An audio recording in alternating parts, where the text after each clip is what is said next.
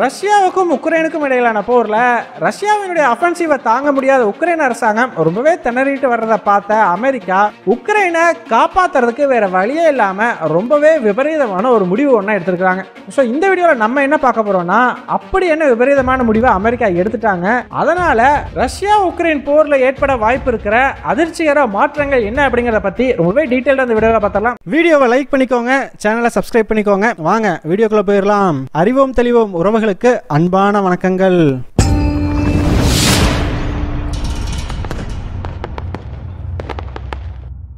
முதல் விஷயமா, ரஷ்யாவுக்கும் உக்ரைனுக்கும் இடையிலான போர்ல அமெரிக்க அரசாங்கம் ஒரு மிகப்பெரிய வில்லங்கத்தை விலகுத்து வாங்கியிருக்கிறாங்க. அப்படி என்னப்பா பண்ணிட்டாங்க அப்படின்னு கேட்டீங்கன்னா, இவ்வளவு நாட்களா மேற்குலக நாடுகள் என்னதான் அவர்களுடைய ஆயுதங்களை உக்ரைனுக்கு கொடுத்தாலுமே கூட அந்த ஆயுதங்களை பயன்படுத்தி எக்காரணம் கொண்டும் ரஷ்யாவுக்குள்ள தாக்குதல் நடத்தக்கூடாது அப்படிங்கிற ஒரு தடையும் சேர்த்து விதிக்கப்பட்டிருந்தது. ஆனால் அமெரிக்க அரசாங்கம் நேற்று இந்த தடையை நீக்கி இருக்கிறாங்க. இனிமேல் அமெரிக்கா கொடுக்கக்கூடிய ஆயுதங்களை உக்ரைன் அரசாங்கம் ரஷ்யாவுக்குள்ள தாக்குதல் நடத்துறதுக்கும் பயன்படுத்தலாம் அப்படிங்கிற மாதிரி மாற்றம் கொண்டு வரப்பட்டிருக்குது. ஆக்சுவலாக அமெரிக்க அரசாங்கம் பார்த்தீங்கன்னா கடந்த ஒரு மாதமாகவே பல வாக்கில் ட்ரை பண்ணிட்டு இருக்கிறாங்க, எப்படியாச்சும் உக்ரைனுக்கு இந்த அனுமதியை கொடுத்தரணும் அப்படின்னு சொல்லி. ஆனால் இந்த அனுமதியை அமெரிக்காவே வாலண்டியராக போய் கொடுத்த மாதிரி இருக்கக்கூடாது, உலக நாடுகள் எல்லாம் கோரிக்கை வச்சாங்கப்பா, அதனால தான் நான் கொடுத்தேன் அப்படிங்கிற மாதிரி ஒரு பிம்பத்தை கிரியேட் பண்ணணும். அதுக்காக தான் பார்த்தீங்கன்னா கடந்த ஒரு 2-3 வாரத்துக்கு முன்னாடியே பிரிட்டன் பிரதமரான டேவிட் கேமரோனை வச்சு ரொம்பவே ஈஸியாக இந்த விஷயத்த அமெரிக்கா ஸ்டார்ட் பண்ணி வச்சிருச்சு. ஸோ எப்பயுமே அமெரிக்காவுக்கு ஒரு விஷயம் செய்யணும் அப்படின்னா அது தன்னுடைய நாய்க்குட்டியான பிரிட்டன் கிட்ட தான் போய் நிற்கும்.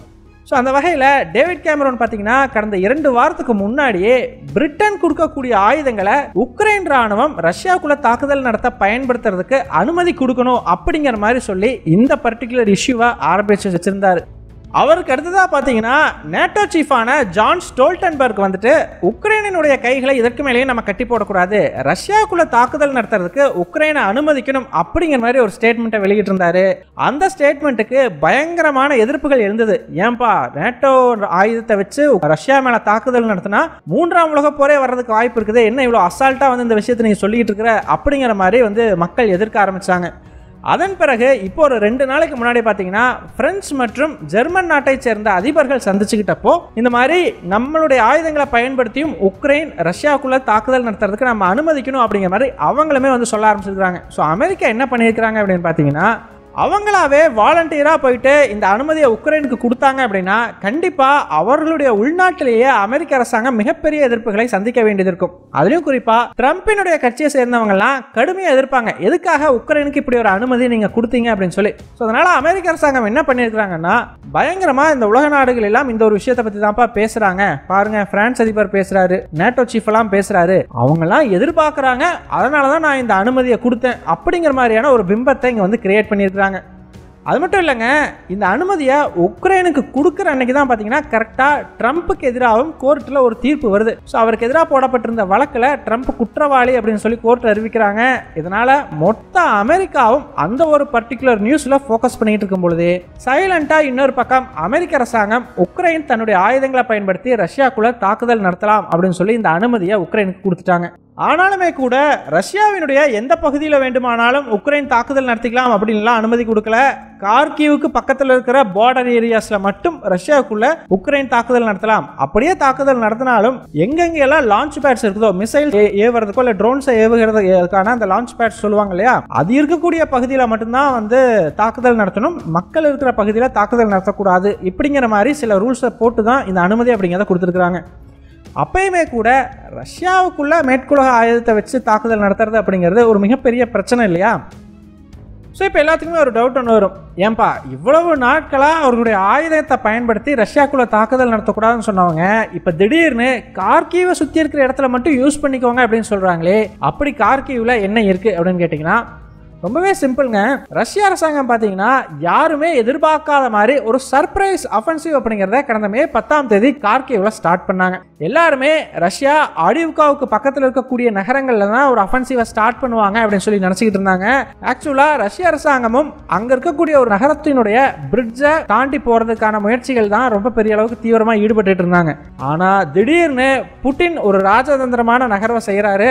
அது என்னன்னு பார்த்தீங்கன்னா மே 10ஆம் தேதி அஃபென்சிவ் ஆரம்பிக்கிறதுக்கு முன்னாடியே டான்பாஸ் மற்றும் ஆடிவ்கா பகுதிகளில் சண்டையிட்டுக்கிட்டு இருந்த ரஷ்ய வீரர்களை கொஞ்சம் கொஞ்சமா உக்ரைனுடைய கண்களில் படாதவாறு இந்த கார்கிவ் பார்டர்ல இருக்கக்கூடிய ரஷ்யாவின் பெலோகிராட் பகுதியில் கொண்டு போய் நிலைநிறுத்த ஆரம்பிக்கிறாங்க.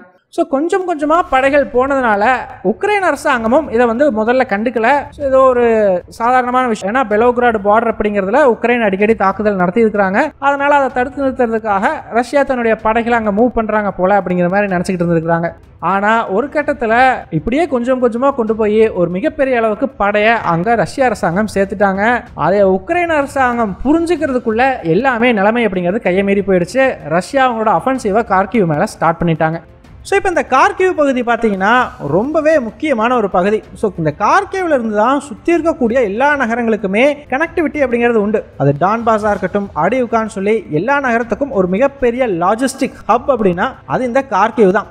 இப்போ கூட உக்ரைன் அரசாங்கம் இந்த கார்கிவ் பகுதி வழியாக தான் பல ஆயுதங்கள் அப்படிங்கிறதையும் அவங்களோட ஃப்ரண்ட் லைன்ஸ் சப்ளை பண்ணிக்கிட்டு வர்றாங்க. அது மட்டும் இல்லை, இந்த கார்கிவ் பகுதியில் இருந்து உக்ரைனினுடைய தலைநகரான கீவை ஈஸியாக போயிட்டு ரீச் பண்ண முடியும். ஸோ முதல்ல ஒரு முறை ரஷ்யா இந்த கார்கிவ் பகுதியை பிடிச்சப்போ தான் சர்வசாதாரணமாக கீவ் வரைக்கும் டக்குன்னு ரீச் பண்ணாங்க. ஸோ அந்த அளவுக்கு ரொம்பவே ஒரு இம்பார்ட்டண்ட்டான நகரம் இந்த கார்கிவ். ஸோ அப்படிப்பட்ட நகரத்தில் திடீர்னு ரஷ்யா ஒரு அஃபென்சிவை ஸ்டார்ட் பண்ணதை உக்ரைனால் தாக்கு பிடிக்க முடியல. கொஞ்சம் பெரிய அளவுக்கு அடி வாங்கிட்டாங்க அப்படிங்கிறதே நம்ம சொல்லலாம் ஓப்பனாக. ஸோ இப்போ நல்லாவே அடி வாங்கிட்டு கொஞ்சம் பின்வாங்க ஆரம்பிச்சிட்டாங்க. அதன் பிறகு வேறு வழி இல்லை இல்லையா, டான்பாஸில் சண்டை போட்டுக்கிட்டு இருந்த உக்ரைன் படைகளை கொஞ்சமாக இங்கே கார்கிவ் பகுதிக்கு கொண்டு இப்போதைக்கு ரஷ்யாவினுடைய இந்த அஃபென்சிவை ஓரளவுக்கு கண்ட்ரோல் பண்ணி வச்சுக்கிட்டு இருக்கிறாங்க. ஆனால் இப்போ தான் புட்டின் இன்னொரு குண்டை தூக்கி உக்ரைன் மேலே போடுறார். அது என்ன அப்படின்னு பார்த்தீங்கன்னா, எப்படி இப்போ பெலோகிராட் பகுதியிலேருந்து கார்கிவ் மேலே ஒரு சர்ப்ரைஸ் அஃபென்சிவை ஸ்டார்ட் பண்ணார் இல்லையா, அதே மாதிரியே இப்போ கார்கிவுக்கு கொஞ்சம் முன்னாடியே இருக்கக்கூடிய நகரமான சுமிக்கு பக்கத்தில் இருக்கக்கூடிய ரஷ்யன் பார்டர்லையும் கொஞ்சம் கொஞ்சமாக புட்டின் தன்னுடைய படைகளை குவிக்க ஆரம்பிச்சிருக்கிறார். அப்படி இதை உக்ரைன் அதிபரான விளாடிமிர் ஜெலன்ஸ்கி இப்போ ஒரு 2 நாளைக்கு முன்னாடியே சொல்லிட்டார், இந்த மாதிரி ரஷ்ய படைகள் இந்த இடத்துலையும் குவிக்கப்படுறாங்க அப்படின்னு சொல்லி. இந்த நிலைமையில் நேற்று பார்த்தீங்கன்னா ரஷ்யா அவங்களுடைய ரீகனைசன்ஸ் சர்வே அப்படிங்கிறத இந்த சுமி பகுதியில் ஸ்டார்ட் பண்ணியிருக்கிறதா சொல்லப்படுது.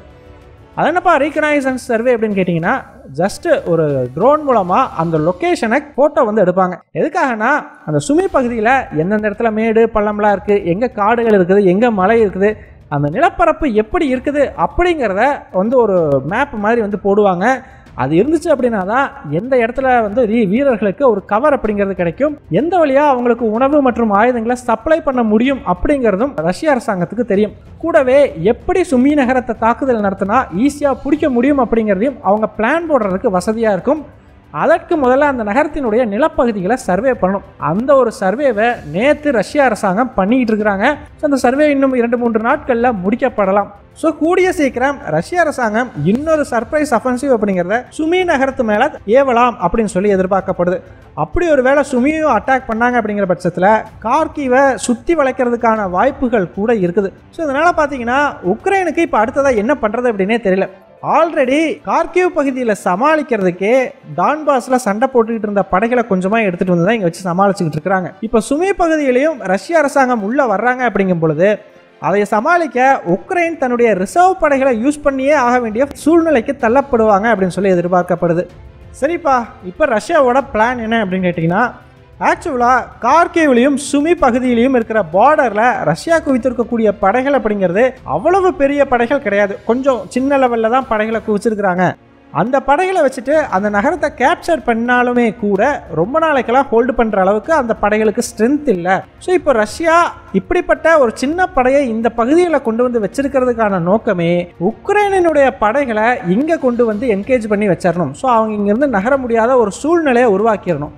அதன் மூலமாக இப்போ ரஷ்யா குறிவைத்திருக்கக்கூடிய நகரங்களான டான்பாஸ், ஆடிவ்காவை சுற்றி இருக்கக்கூடிய மற்ற பகுதிகளை ரஷ்யா பிடிக்கிறதுக்கு ரொம்ப உதவிகரமாக இருக்கும். ஸோ உக்ரைனுக்கும் படையில் ஒரு பற்றாக்குறை அப்படிங்கிறது ஏற்படும். இன்னுமே ஆல்ரெடி படையில் ஒரு பற்றாக்குறை அப்படிங்கிறத சந்திச்சுக்கிட்டு இருக்கிறாங்க. அந்த பற்றாக்குறை இன்னும் அதிகப்படுத்தலாம் அப்படிங்கிற ஒரு நோக்கத்தோடு தான் ரஷ்யா இதை பண்ணிட்டு இருக்கிறதா சொல்கிறாங்க.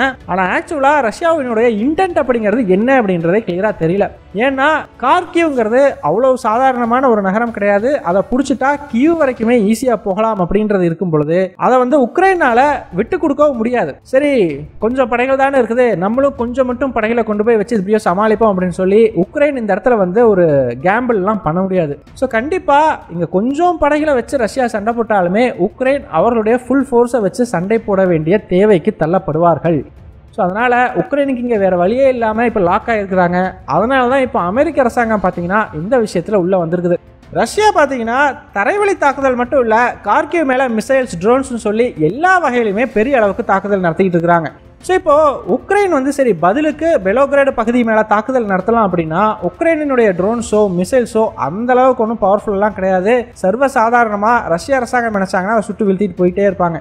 ஸோ அதனால் எப்படியாச்சும் இந்த பகுதியில் ஓரளவுக்காச்சும் உக்ரைன் தாக்கு பிடிக்கணும் அப்படிங்கிற ஒரு சூழ்நிலை எழுந்திருக்கிறதுனால இப்போ சரி என்னுடைய ஆயுதங்களை பயன்படுத்திக்கோ அப்படின்னு சொல்லி அமெரிக்கா ஒரு அனுமதியை கொடுத்துருக்குறாங்க. ஸோ இதன் மூலமாக இப்போ இவங்க டார்கெட்டே இந்த மிசைல்ஸ் ஏவுறாங்க இல்லையா, அது மாதிரி ஏவுதளங்களை குறி வச்சு தாக்குதல் நடத்துறது, கூடவே மிலிட்ரி பேசஸ் மேலே அட்டாக் பண்ணுறது மட்டும்தான். ஸோ பெலோகிராடில் இருக்கிற இந்த மாதிரியான இடங்களை குறி வச்சு தாக்குதல் நடத்தினா ஓரளவுக்கு ரஷ்யாவை கட்டுப்படுத்தலாம்னு சொல்லி அமெரிக்க அரசாங்கம் நம்புகிறாங்க. அது மட்டும் இல்லைங்க, இப்போ அவங்களுக்கு இதை விட்டால் வேறு வழியே இல்லை அப்படிங்கிற சூழ்நிலை எழுந்திருக்குது. ஸோ அதனால் சரிப்பா யூஸ் பண்ணிக்கோ அப்படிங்கிற மாதிரி கொடுத்துருக்குறாங்க. கண்டிப்பாக இதுக்கு ரஷ்யா என்ன மாதிரியான எஃபெக்ட் கொடுக்குறாங்க, என்ன மாதிரியான ஒரு ரியாக்ஷன் கொடுக்குறாங்க அப்படிங்கிறதையும் உன்னிப்பாக எல்லாருமே கவனிப்பாங்க. ரஷ்யா பெரிய அளவுக்கு ரியாக்ஷன் கொடுக்கல அப்படின்னா அதன் பிறகு மீண்டும் ரஷ்யாவுக்குள்ளே இதே மாதிரியான தாக்குதல்கள் நடத்துறதுக்கு அமெரிக்கா அனுமதி கொடுத்தாலும் ஆச்சரியப்படுறதுக்கு இல்லை.